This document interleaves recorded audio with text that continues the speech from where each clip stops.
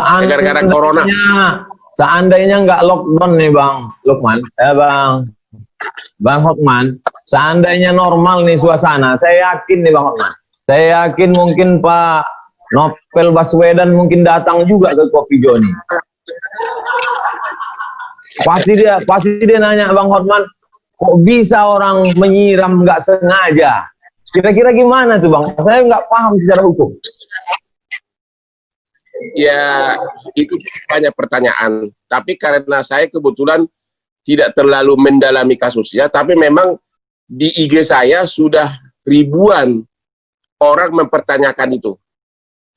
Dan diminta memberikan komentar. Cuma karena masih proses persidangan, saya belum bisa komentar.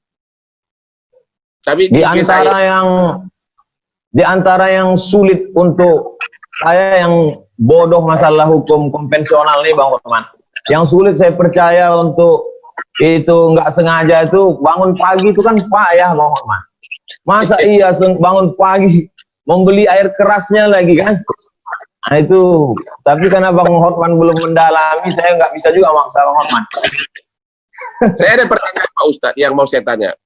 Dalam bidang kepengacaraan seperti yang saya alami ini, ada namanya solving problem out of the box. Artinya apa? Karena jam terbang yang tinggi, kita kadang-kadang kalau suasana kejepit, selalu otak itu memutar sendiri, cari jawaban, memuaskan lawan, maupun perdebatan di sidang, karena kita sudah terlatih untuk itu. Apalagi kalau pengacara itu ada yang pengacara lahir dari kandungan. Saya yakin saya sudah lahir dari kandungan ibu saya. Kalau ada kan born to be a king, saya born to be a lawyer. Saya mau tanya Pak Ustadz, karena ciri khas seperti itu juga ada sama Pak Ustadz. Saya perhatikan kalau Ustadz itu menjawab persoalan orang, selalu ada solving problemnya yang keluar otomatis dari pemikiran Pak Ustadz. Apakah itu dari pengalaman terlalu lama ceramah, atau memang instingnya Pak Ustadz yang tinggi, atau memang sudah lahir sebagai Ustadz, atau bagaimana? Atau pendidikan sekolah? Out of the box thinking namanya. Saya kira Abang sudah menjawab sendiri pertanyaan Abang.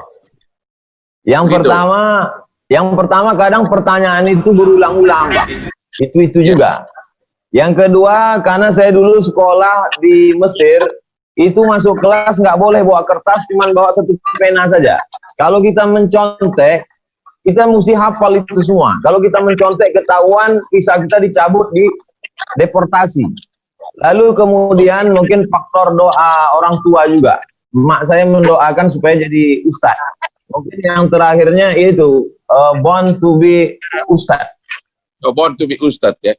Jadi itu adalah terlatih dari selalu memakai brain ya, mengandalkan kemampuan kita. Akhirnya dia jadi tajam pemikirannya ya.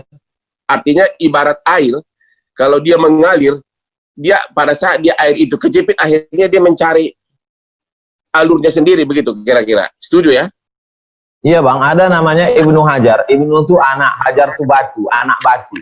Jadi dia sulit untuk belajar. Lalu kemudian suatu hari dia lihat ada batu besar ditetesi oleh air. Air yang terus menetes. Sampai akhirnya batu itu berlubang. Disitulah dia, kalau kita sering ketuk pintu, lama-lama yang punya rumah dibukakannya juga pintu. Kalau terus ditetesi, jadi saya kira termasuklah juga kita ini, saking seringnya kita intip-intipan IG ini, akhirnya jumpa juga kita.